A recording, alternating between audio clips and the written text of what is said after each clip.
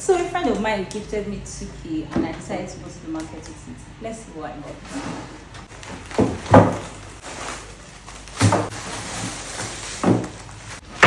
Can you imagine that this small garlic here is 500 naira?